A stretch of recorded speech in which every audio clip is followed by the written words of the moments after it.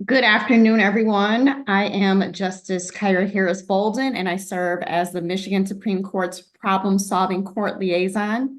Welcome to our speakers and to everyone who is viewing via live stream, and thank you to the news media who have joined us today. Today, we are releasing the new Problem-Solving Court's annual report, which consists of data compiled during fiscal year 2023. October 1st of 2022 to September 30th of 2023. This announcement is very timely as we have several related things to celebrate this month. May is National Treatment Court Month and Mental Health Awareness Month. May is also Military Appreciation Month, and tomorrow, May 18th, is Armed Forces Day. This is why we decided to launch this report with a special focus on those who have bravely served our country.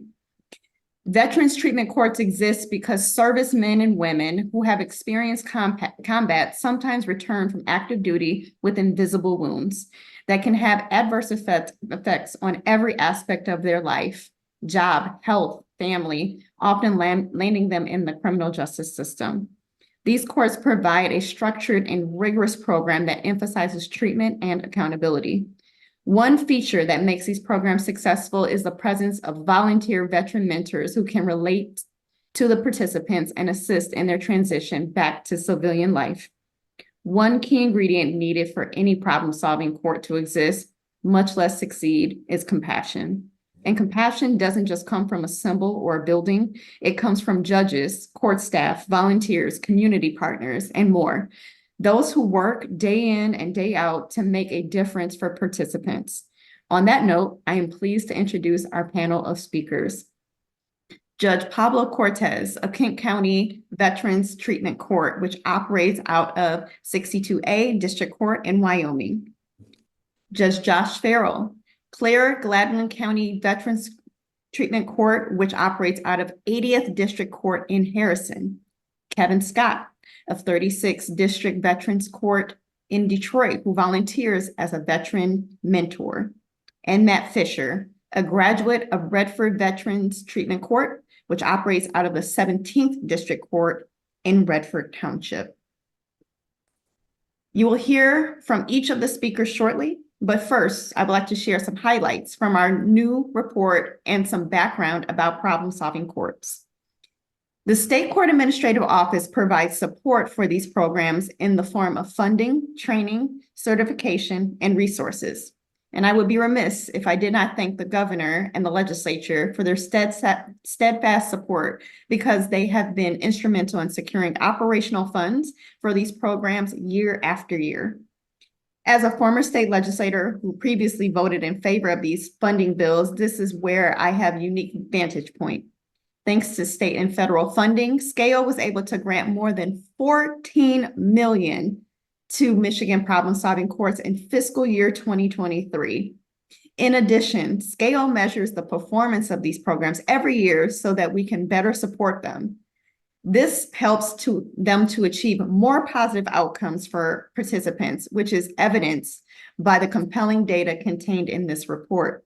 There are three main categories of problem-solving courts that we focus on: drug courts, mental health courts, and veteran treatment courts.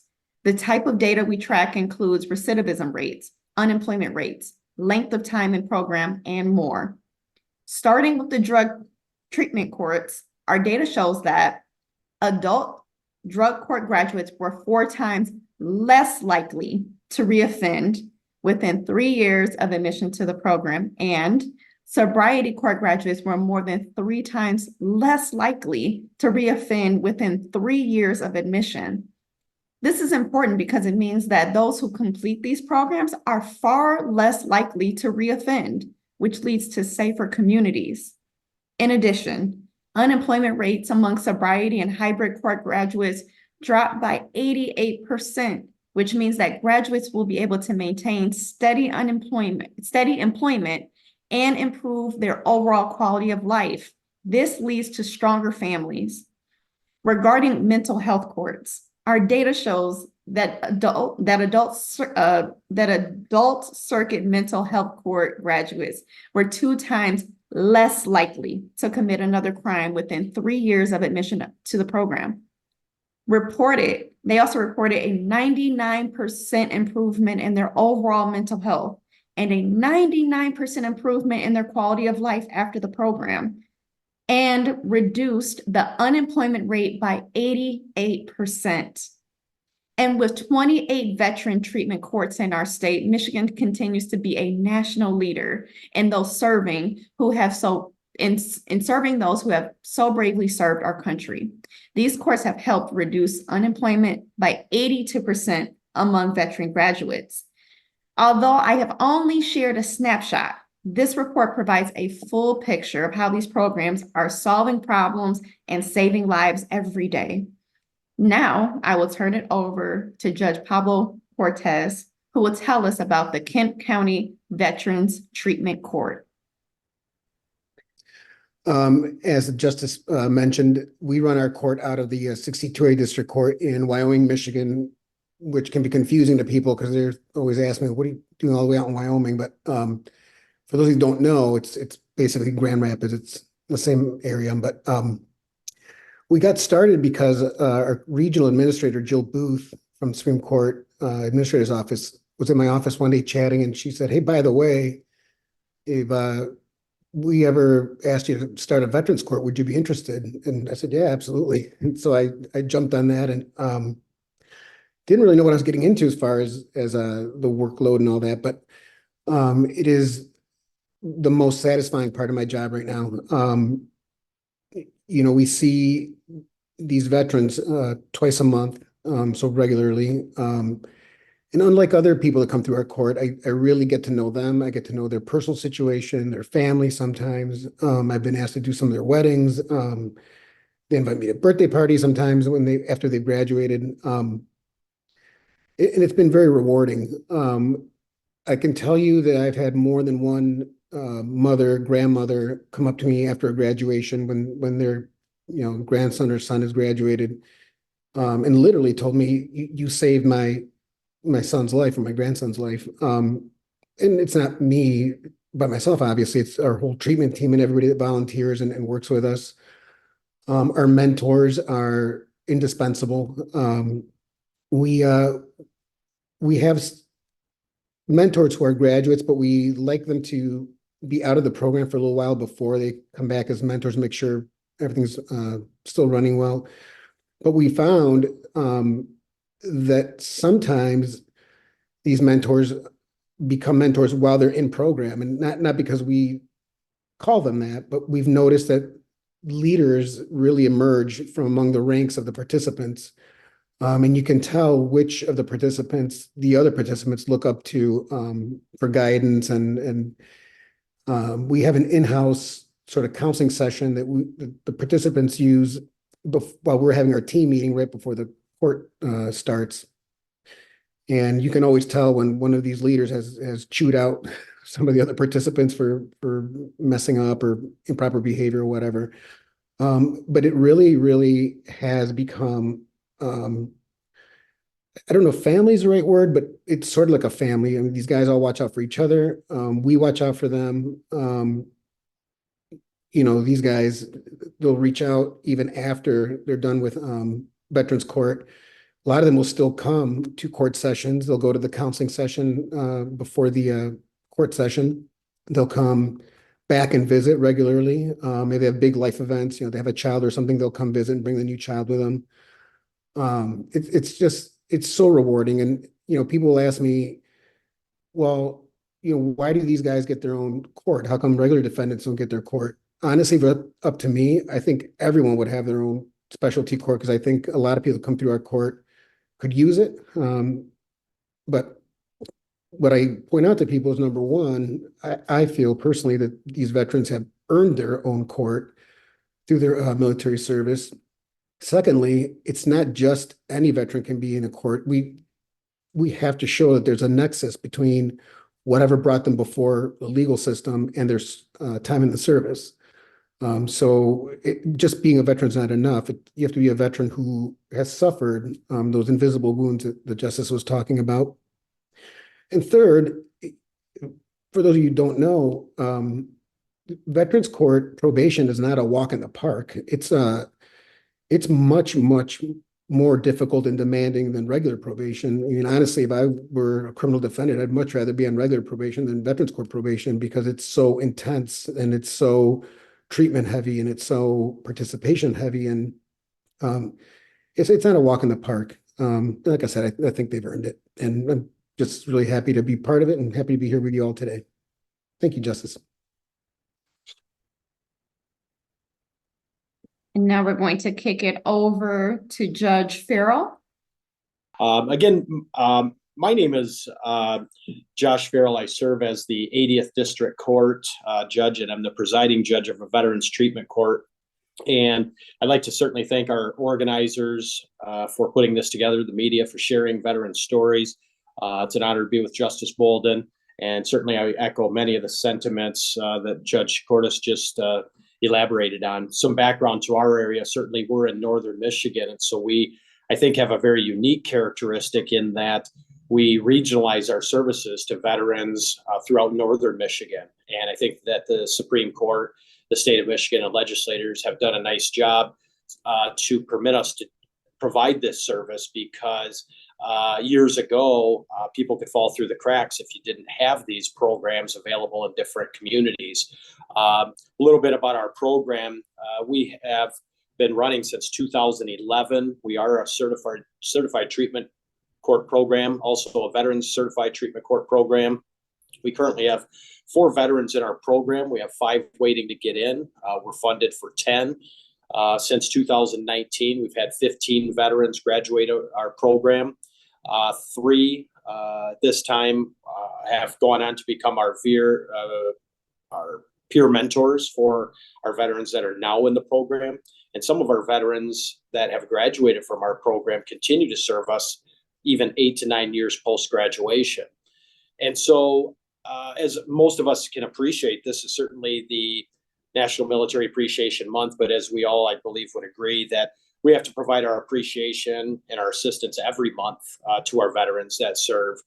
And for those that are unfamiliar with Veterans Treatment Court programs, they're very unique services in what we provide, because a lot of our service members return with aggravating circumstances such as TBI, PTSD, trauma, homelessness, adjustment to civilian life. In fact, I received a call this morning from our administrator indicating that they found a local veteran in the bucket of a front end loader, passed out and drunk, that I just released from jail about 2 days ago. And so our struggle continues every day. Many of our service members serve, return from duty. They then become a participant. We hope that they graduate, and then we hope that they continue to provide services to our other veterans. Our treatment court program has just recently surpassed $1 million in grant funding. We have had the pleasure of providing services to veterans that have served in the Vietnam War, and all the way up to and including our most recent conflicts abroad.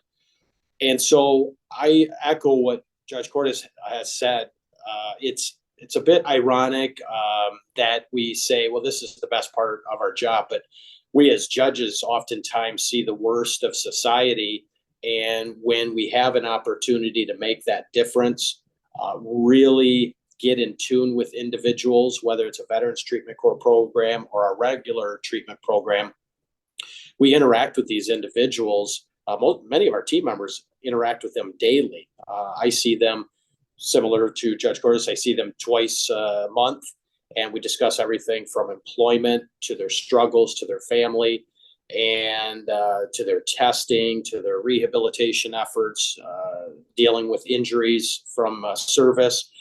And when we host a graduation ceremony, it truly is one of the most emotional events that I think a judge can experience, because you see these veterans at their worst sometimes when they return from their service, and they have struggled and done so much to provide themselves with a good future and their families with a good future. And so I think that we all owe them a great debt of gratitude.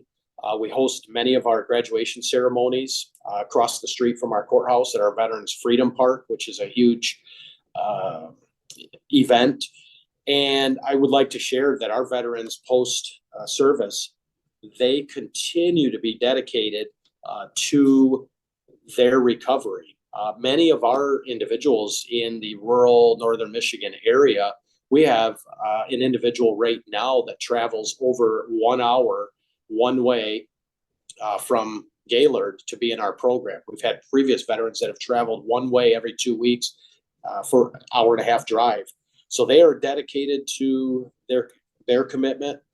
They don't show any slack to other veterans, and it's really a privilege of mine to be able to just be a part of the service to these individuals that have earned it so much. So thank you very much for allowing me to be part of this today, and thank you very much. Thank you so much, Judge Farrell.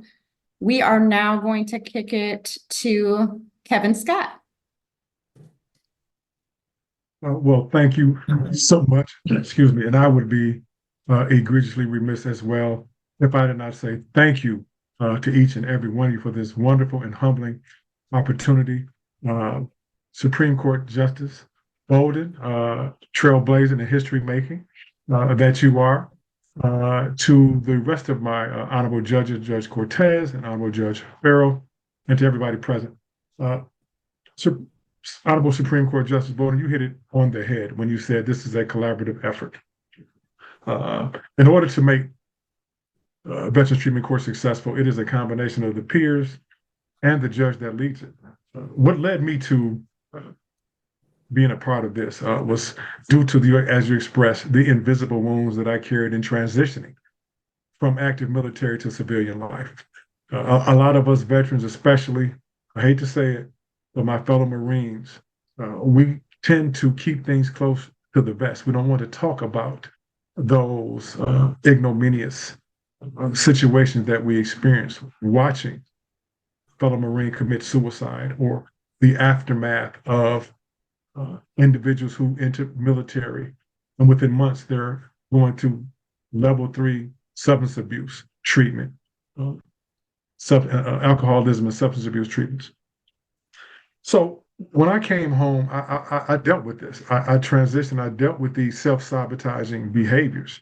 That was part of my baseline, if you would, constantly looking for a peace of mind. And it's ironic because I actually went through the 17th District Veterans Treatment Court with the Honorable Judge Karen Khalil, and I'll never forget what she told me, and stay with me.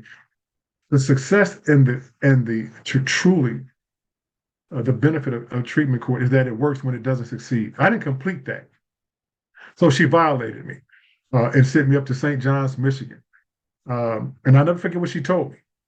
She told me that I was a disgrace and a drug addict. Now, I'm not throwing shade at the Honorable Judge Karen Khalil. She told me what I needed to hear. And when I went up there, I met a gentleman by the name of Pastor Larry Smith. And that particular encounter, meeting that gentleman, changed the trajectory of my life. I don't have enough time to get it, but it changed my life. And he would tell me, Kevin, you have the ability and the capacity to help others. And I said, yeah, Pastor Larry, I get that. So I came back and I got hired at the VA, and I saw my fellow veterans struggling with housing, substance abuse, mental illness. I myself am diagnosed with severe PTSD and TBI. So I know the struggles that the average ADLs that frustration can cause, and how Kevin developed this maladaptive behavior to cope with that. And there's one thing I learned a saying that I share that I got from NA, and they say that the therapeutic value of one addict helping another is without parallel. Well, I like to say that the therapeutic value of one veteran helping another is without parallel. We can connect instantaneously on so many different levels where we help our fellow veterans. I have benefited tremendously from my time in Veterans Treatment Court, serving under both the Honorable Judge Shannon A. Holmes in 36th District and the Honorable Gene Hunt out of 19th District in Dearborn. So with that, I will yield my time back and just say again, I just want to thank each and every one of you for this opportunity to be part of this tremendous panel. Thank you. And thank you so much, Mr. Scott. And next we have Matt Fisher. Thank you, Justice Bolden. And I just wanted to thank each and every one of you guys for all you do in your capacities for the Veterans Court. I can't tell you how much it means to me and my family, what the court has done for me. I served in Iraq. It was on a 14-month deployment. I was with the 10th Mountain Division, and we were in Baghdad from the end of 2007 to January of 2009. So it was the longest 409 days of my life. While I was there, our job was to help train up the Iraqi National Police, and we lived with the Iraqi National Police, and every day we would go on missions with them and try to make their neighborhood safe. And it was at a time when things got really bad, especially in the spring of 2008. And there's too much to pack in there to talk about, but when I came home, I wasn't myself. I separated from the military in 2010. I had some injuries. I was involved in a couple different roadside bombs, and I've had TBI, and I've had back and neck injuries from a roadside bomb. So when I got back home, I wasn't equipped to deal with the things that you deal with in everyday life as a civilian. And so the transitional period was very, very difficult for me. And it was only by the grace of God that all my troubles happened, because I was abusing substances. I came home and immediately went through a divorce. So my whole life was turned upside down. And on top of that, I had terrible PTSD. So I had contemplated suicide, and especially once my legal troubles happened, I was charged with operating under the influence. I did not see any way out for myself. I felt like I was nothing. And so it was just by dumb luck that a series of events happened that enabled me to be part of the Veterans Court. And I was actually the first transfer case from from Farmington Hills, Michigan.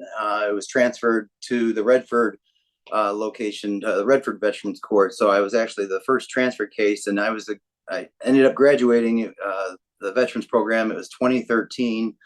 I went in initially in June of 2012. That's when I started my probationary period, and the whole court there was a sense of camaraderie.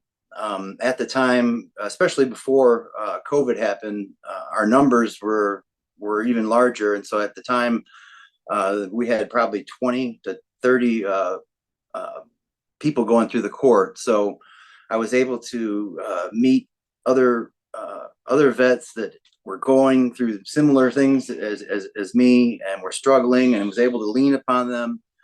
And luckily, the services that were provided for me through the VA and through the court, it was able to I was able to overcome all of that and have a new sense of purpose. And so by graduating from the program in 2013, at first I said I'd never wanted to go back, and I don't want to get in trouble again. I don't want to have to do anything that's going to put me out there.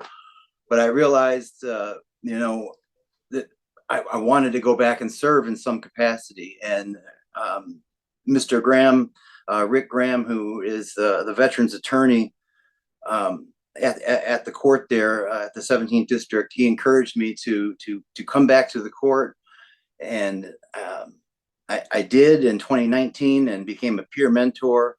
And it's just been such a rewarding experience being able to help others, and not only that, helping others has helped me. But like I said before, it's cliche to say it, but the court saved my life 100%, because I would not be here if I didn't have the 17th District Veterans Court. And so thank you all for what you do, and you're changing lives, you're making differences, and God bless you for what you guys do. And thank you for being there and supporting veterans, because without that, I wouldn't be here today talking to you. So I wanted to just thank you all, and God bless you guys.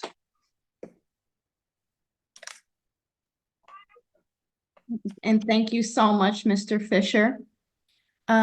We are now going to open it up to questions. Yeah, so one of the great things about our problem-solving court system is that it seems every stakeholder from the justices of the Supreme Court down see the value of this. Those numbers are positive too in the report, but if there are any naysayers left in Michigan, how do these numbers bolster that these alternative systems do work? They do rehabilitate people, and avoid the jail and correction system. What would you say to those people that still have maybe doubts about this system? I would like to go back to what the Honorable Judge Cortez had mentioned as he was closing out, how that Veteran Specialty Court is not easy. I had the option when I first went through 17th District to either take the traditional way out, which would have been 6 months, opposed to the 18 months. But I knew that had I chose the 6 months, I was just shooting another move, that I really needed to peel back the layers of what was causing me to engage in this maladaptive behavior. And the resources, as my fellow colleague, Brother Fisher has mentioned, the resources, the support, the guidance, the intimacy, and the compassion that these veteran treatment courts provide under the tutelage and auspices of judges who believe in it. I think that is also an integral point, that they have to believe in this process. And you're looking at, I call myself, whenever I do training, I do crisis intervention training for law enforcement as a peer specialist in law enforcement. And I tell them all the time that this has the ability to change lives, and it does. And I am a product of the process. That's the phrase that I use, a product of the process. I went from an individual who was non-law abiding when I was introduced to Veterans Treatment Court, to, by God's grace and mercy, by surrounding me with individuals who believed in me, in a court that was supportive, to right now, as we speak, I am in the dissertation completion phase of completing my doctorate in community care and counseling with a concentration in traumatology. So no one can tell me that this court doesn't work. No one can tell me that this court doesn't help veterans, because I am, as I said, I am a product of the process. Thank you. Judge Cortez, did you had a thought too, I think, on this question? Well, I'm really happy to hear him say that, because one thing people need to remember is that this is entirely a voluntary process. Nobody can force a veteran to go the veteran court route. He or she has to want to do it. And I think in some cases, the affected veteran will think to themselves, well, I can go the traditional route and maybe end up in prison, or I can go this route and maybe stay out of prison. And I think some of them are motivated by some leniency and hoping to get more leniency through the process. But what I've observed personally, and we started in 2015, is that even though I get sort of the sense from some of these folks that they're just looking for a way to not end up in prison or ameliorate their exposure. What I see is like at some point during the program, that becomes secondary. You know, what they're going to get out of it as far as their legal consequences becomes secondary, because I think even though they may be resistant in the beginning, but for most of them, they reach a point where they say, wow, you know what? My wife talks to me again. My kids like me again. Even the dog's nice to me. You know, I don't wake up hungover all the time. I'm not always in and out of jail. This job I have now is a steady job. I got promoted. And so I think they see the positive changes. Like he said, they're products of the process, and they see that. And a lot of these guys come back and you know, it makes me feel bad when they thank us, because I really, you know, I thank them for their service. And the fact that they get so much out of it, if you think about it, it helps society as a whole. Because if you can take this population of people who would just be consistently reoffending, and you put them on a track where they don't anymore, the ultimate beneficiary is society as a whole, not just the veteran and his or her family, but everyone connected to them in the community they live in. So you really get your bang for the buck financially, in my opinion. But it's very well said. Thank you, Judge. Judge Farrell, you had a thought too, I think. Yes, thank you. And I really appreciate that question. It's an excellent question that we hear very frequently, is that almost as if we need to prove that these programs work. And I've dealt with negativity my entire career in practice and also on the bench. And I would say to those individuals that, you know, I'm a numbers guy, and I know that the veterans that come into our program, that we have a very, very high success rate for our veterans. We've heard it all. Well, you treat drug addiction with other drugs. Let's just throw these people in jail because that'll solve the problem. And, you know, I heard all of that as we began to train for these types of programs, but I always look at statistics. And one of the statistics they shared with us early on is that about 85% of all crimes in this country are committed with people that suffer from substance abuse. And the other 85% rule is that about 85% of individuals will reoffend within 3 months of being released from jail. And the statistics support that incarceration is on average 3 to 5 times more expensive than treatment. And so I rely very heavily on those factors. That it's the simple definition of insanity. If you want to keep doing the same thing and expect different results, it's not going to happen. And so these type of veteran specialty treatment courts have provided us an opportunity to give our service members some additional assistance that not only do they deserve, but we should be providing. So, you know, I look at negativity. I'm not a negative person. I try to reason with individuals that have negative thoughts, and I try to invite them to attend our sessions, be a positive force for these individuals. And we know that it's successful, but yeah, you always have to battle that negativity, but the programs work. And you've had 2 gentlemen here that have shared their story, and there are thousands of stories across the nation from these programs. So that'd be my response. Thank you, Judge. I think Lisa Roos Church has a question. If you could unmute and go ahead and ask. Yes, I'm Lisa with MERS News here in Lansing. I realize you're concentrating on veterans today, but my question is more generic, related to problem-solving courts as a whole. I personally know of one drug court program that essentially died because the judge was too harsh for those defendants who stumbled in their recovery, and they chose instead to serve jail time rather than do the drug court. How do you address the programs that may not be as successful? Deanne, is that a question you might want to tackle? Sure. One of the things that we're doing in the state of Michigan is a certification process where the team of analysts from the problem-solving courts from the State Court Administrative Office go out to each program to evaluate them and make sure they're aligned with best practices and they have fidelity to that program type model. If they're not adhering to that, they won't be certified and they can be shut down and not get funding. But our team is invested in all of Michigan's drug court, veterans treatment court, mental health court teams in order to make them the best run programs. I think we're always going to hear individual stories. I know at least I did at the court where we may lose somebody, unfortunately. But we are dealing with substance abuse. We're dealing with addiction and mental health issues. So in answer to that, I would say that our certification process is pretty stringent in making sure that our programs are the best and the most well-run programs.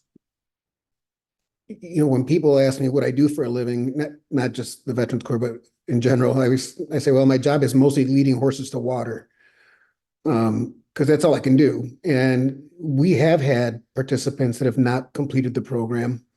We've had one that overdosed and died in program. So it happens. We're not going to have 100% success with everybody. And frankly, some of the veterans that come in, they just can't do it. We've had people we referred to other programs because ours just wasn't working with them. But I think overall, you know, we have over 90-something% success rate, and I think that says a lot. You know, I don't think any courts or any programs are going to have 100% success rate. But when you compare it to the alternative, I still think we are way ahead of the game. Thank you, Judge.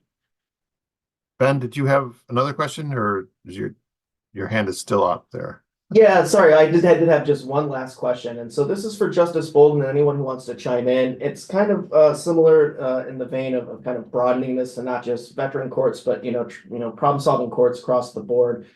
Justice Bolden, as you noted, the legislature seems to understand the need for these courts. That appears true no matter who has held the majority, and the investments are there. But, you know, what do you see a need for? What do you need from the legislative branch to continue the success with these courts? And that's for you, Justice Bolden, and anyone else who wants to add to that.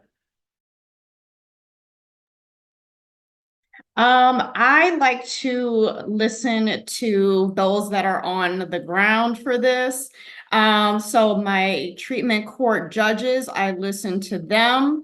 And then we have discussions with the legislature about any bills that need to come up.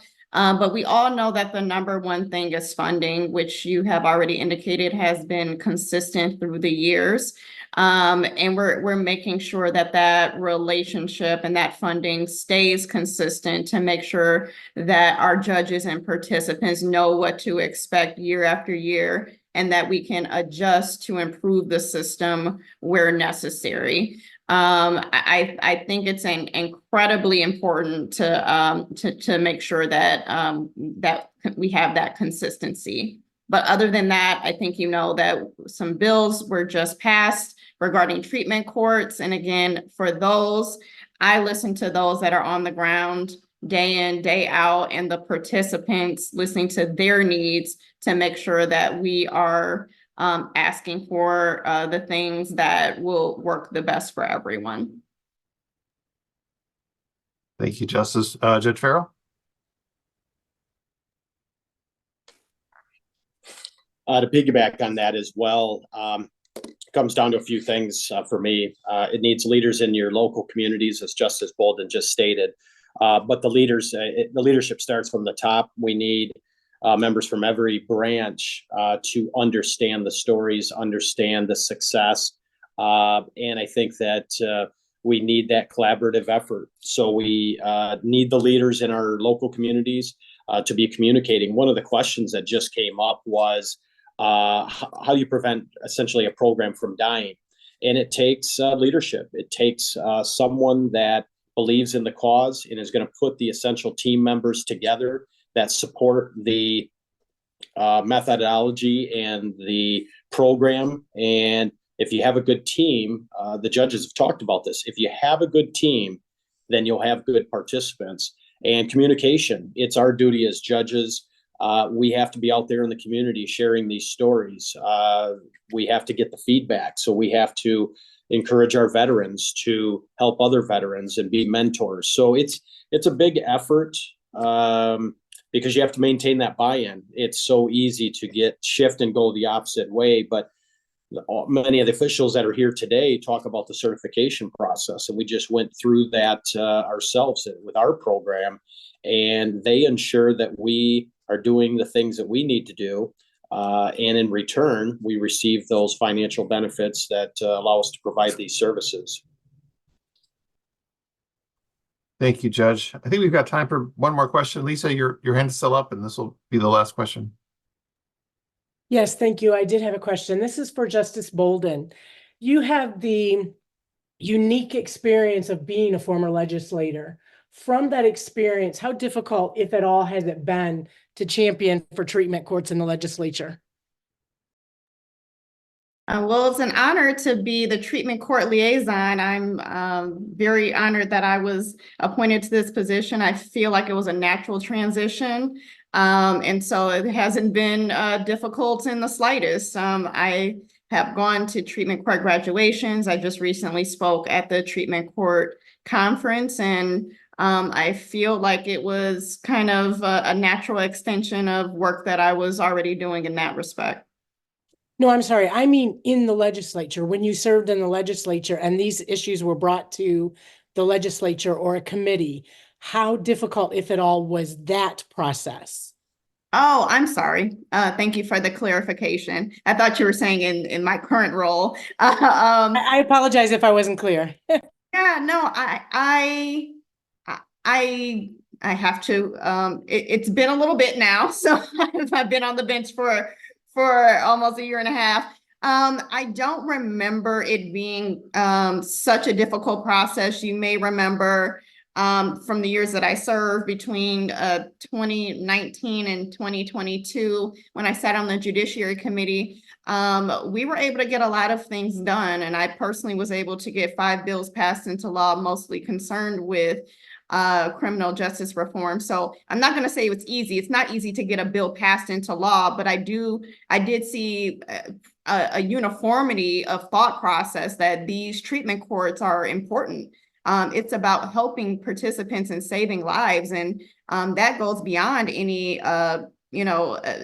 partisan affiliation or anything. We're talking about all residents over the state of Michigan that may suffer from and benefit from treatment courts. So I don't remember any type of I should say too much back and forth. I do think that everyone is very much aware of the importance of treatment courts and interested in at least its funding or helping them as an alternative to incarceration.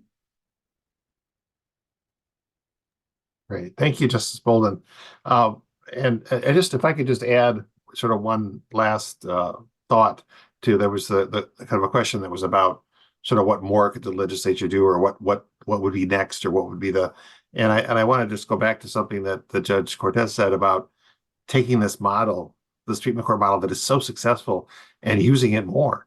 And why shouldn't sort of every case be one that's not about being adversaries, but being about healing those who are, that have come to court at the most vulnerable and difficult time in their lives, and that taking this model of helping that has been so successful here. And I think maybe that's sort of the next conversation maybe the legislature could have about this about treatment courts. With that, I don't know if anyone has any sort of final thoughts. I'd encourage folks to this recording will be on YouTube. You can go back and watch it. If there are reporters or anybody watching on YouTube, if you have additional questions, you've got my contact information. Please reach out to me or to Stacy or to Raven, and we will get back to you as quickly as we can if you have any other questions. So with that, I think anybody else has any thoughts, and I just want to thank everyone for participating. This has just been really, really inspiring. So thank you.